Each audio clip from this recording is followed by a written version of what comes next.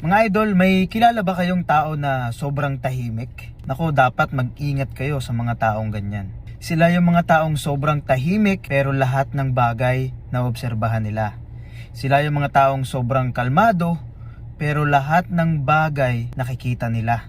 Sila yung mga taong walang salita pero alam nila ang nangyayari sa mga bagay-bagay. Pag may nakikita silang mali, tahimik lang sila. Pag may sinasabi kayong di maganda sa kanila, sinasarili lang nila.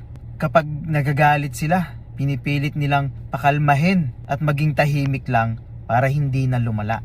Kapag naman masaya sila, pangiti-ngiti lang yan. Pero wag ka kapag yung mga taong tahimik, nagalit, napuno, at sumobra ka na, sumasabog yung mga yan. Yung mga taong tahimik, kapag napuno, kapag naipon ang galit, delikado magalit. Kaya mga idol, kung may mga kaibigan, mga kilala kayo na taong sobrang tahimik,